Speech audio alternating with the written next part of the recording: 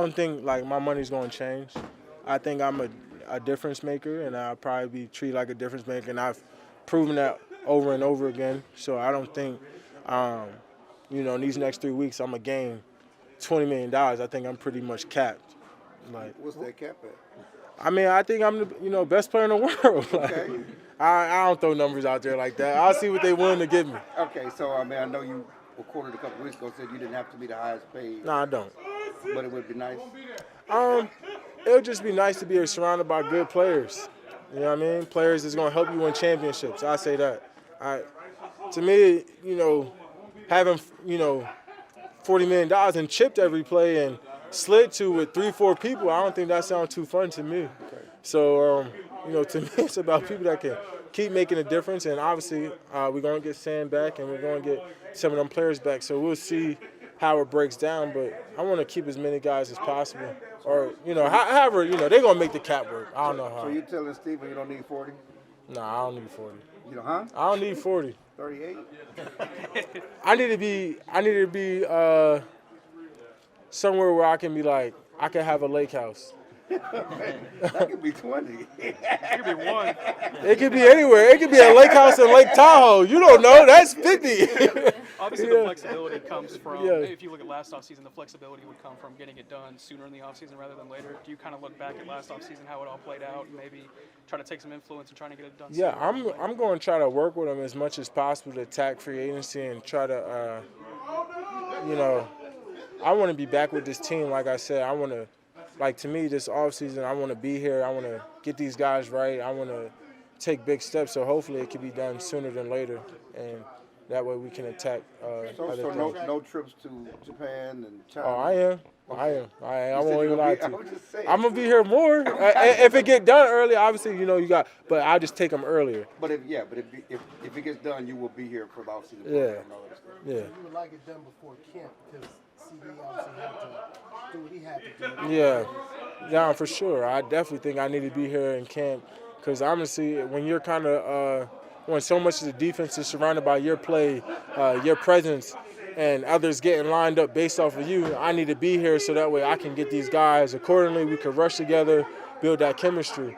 So I think it's extreme importance that I'm back at OTAs and mini camp and all those type of things. Has that been reiterated to the front office that, hey, when we start to talk, let's get it done before? I mean, I can't go up to Steven and say, hey, I want to get paid here, but, our door is open. And, my people know that. You said that the next few weeks won't make any difference in how you're perceived and what you're paid. Were you worried about that when you got hurt at all? No, I was more worried about, I knew I wanted to be the best player in the world, best defensive player at least. And I knew that those 4 games would kind of backfire in some way. And the pace I'm on, you kind of see it kind of did backfire in some way. But I think that's what, I think I had my best offseason, I had one of my best camps. And I was in my best shape. I think I just I did everything right. This is going to be my year. And, God humbled me, And I think that was the part, I ain't flinch. I was I just got to get back. I just got to recuperate myself. I'm not worried about anything. I'm going to let everything take care of itself. And when I got back, I kind of was this is why you don't flinch. This is why you don't hesitate. You just go. And I've been showing that. And that's why I feel like I've been better, because of that. So my injury, to me, low-key been a blessing. And it shows you just because you work hard don't mean you deserve. And, so that's kind of where I'm at with it. What do you see the biggest challenge being against the Bucs offense this week, the way they're playing? Yeah, those perimeter players, man. Mike, those running backs, White. I get, they're down, Goodwin, but they still got a lot of juice in the tank. And Baker, he's you don't know what Baker you're going to get. Baker's been hooping this year, so, he definitely got that, X factor since college of it could be the Baker that wipes you off by 30. And, so he's definitely a great challenge. I'm excited for the match. This is my first time playing him, and I know he's always juiced up, so it's going to be a great match. How these mobile quarterbacks where you be chasing and chasing and chasing? Yeah. I feel like that's the part about being a Lion. That's the mentality. You can't ever get tired of the hunt. Mm-hmm. I think that's the best part is the hunt, the constant, I got to get him, I got to eat. That's part of the process. You can't get tired of that. I think it makes it exciting because when I get close, they feel it. They be like, all right, Mike. Like, and then when I get him, it's like, I got you. Like, you know, it's all, you know, love and war out there on the field. What makes Mike, is Tristan this a Wirfs big so weekend special? for you with rooting for your home state between Penn State and the Philadelphia Eagles? Both? You rooting for both Penn State and the Philadelphia Eagles? Nah, at this point, it's fuck Philly now. You know, even if we got eliminated, like, I got to crush Philly. Like, fuck them. Like, I hate them now because I be seeing them just talking so much on socials now. Like, I don't know, my Twitter page got consumed by Philly. Philly fan. Yeah, like, like, they say don't look forward to some things, but I'm excited about the matchup, too. Like very protective of Diggs and what people had said about his Yeah. What bothered you most about it? When people saying he wasn't rehabbing the way he needed to? Yeah, because I seen the Camp Diggs, the guy who came back earlier from injuries. I seen Diggs come and do his treatment here, and while he going at camp, he would go down to what's the sports place down there? I forget the name, but he went down there and he would train at night. Like, he would go and get extra work, and I think hindsight, like, these people, like, and Diggs, he has, I'll say sometimes he's lackadaisical in his demeanor, his head's always down. But when it comes to, like, football and, like, work ethic and guy that really wants it, I can't picture no one that's wants it more than Diggs, how competitive he is. And that's why we so close and we draw to each other, is because we cut from the same cloth. Like, he really wants to win. He wants greatness for himself. Like, I'm telling you, man, like that part bothers me when they question Diggs the person, because he's one-on-one. Hey, back on your Nittany Lions, there were a lot of teams in the last decade. I think you were on one that would have qualified for a 12-team playoff. What's it going to look like for you, or what's going to be like for you to watch these guys get that chance in a playoff that you didn't get? As long as we win, you know, that's all I need to see. You know, as a guy that went there, I need to see them succeed. You know, we got enough players to do it. Honestly, I was more upset understanding the foundation of we losing Bo to the portal, because the portal set up. I need college football to get fixed up a little bit.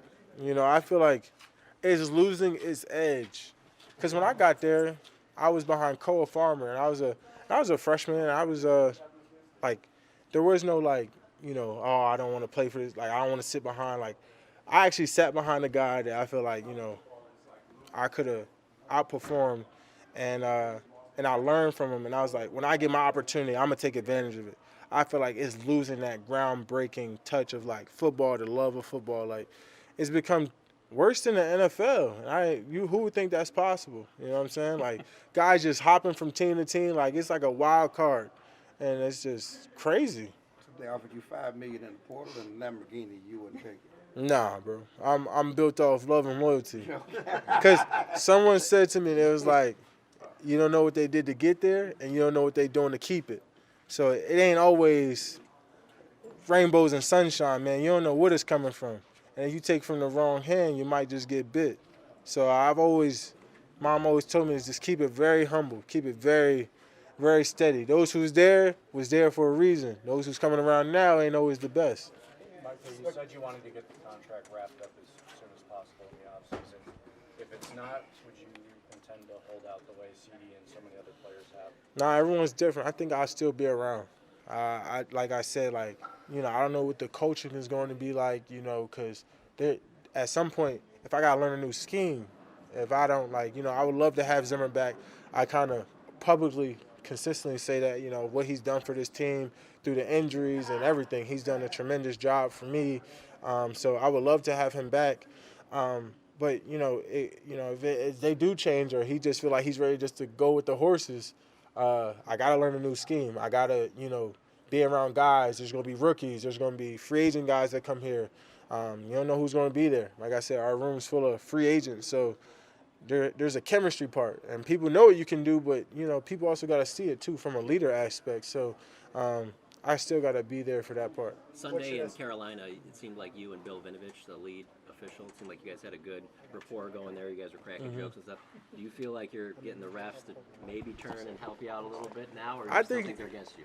I think because we lose it, they say it's okay. He can get it now. But I would definitely not see that winning. And, you know, I think some days like, all right, you know, I just don't think they gonna call anything close at this point. They just calling the blatant stuff.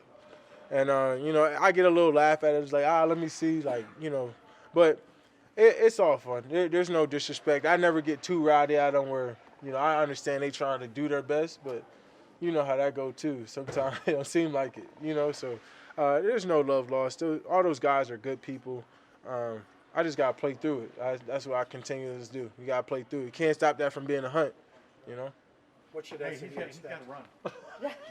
What should SMU expect? They should be expect that cold weather. It's nice. It got a nice wind, sunny chill here right now, but when they get up to that State College in December, ooh-wee.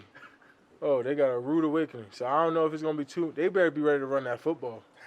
It's football weather. That's the difference between the Big Ten and all these other fancy schools. Big Ten got the best backs, too. Got a high school clip of you here. It's a fact. We're up there. What do you remember from that play? Is this at CD? Yeah, that's Central Dolphin, right? Yep. Yeah. Freshman year. Yeah, that's when I won the game. That game really defined my career. Truth about it, I was a backup. I came in, someone went down, and it was after that game. It was kind of like all she wrote. Is this a chance to change that big game narrative for Penn State, or is that kind of a BS narrative anyway? Yeah, we got to change that narrative for sure. Not this game. Yeah. I mean, this game won't do it. Why? It's SMU. Oh, so y'all gonna say the same thing about Boise? With all due respect, Are you gonna say the same? Are you gonna say the same? Are you gonna say the same thing about Boise? Just let me know. It won't be a first. Are you gonna say the same thing about Boise? Yes. See, it will never change. You gotta beat. So they basically want you to beat the Ohio States, the Oregon. I get it. I get it. I get it. What was it like? They'll never be happy. It's not about the rank, as you can tell. It's about a specific team. With all due respect. What was it like growing up in Harrisburg? We got a crew up there for the weekend. What was Yeah. it like growing up there and your values that you learned? You know, growing up in Harrisburg, man, it's a small town. You get anywhere within 10 minutes. You know, it's humbling. You know, it really lets you appreciate where you at now. But it's an amazing thing when you have so many people that care about the city, though. You give life to that city. It's a special place near and dear to my heart. That's why I always try to do so much for the city. But man, you'll enjoy it. Some of the best food spots aren't there anymore. That's the. I wonder if they rebuilt the. Dang, I think I got my brain. I'm forgetting. No, but it was like what is it? I forget what it's called now. Supposed to be another 40 years before that happens. All right, guys. Man, what? My age. We're all done. It's all those chips.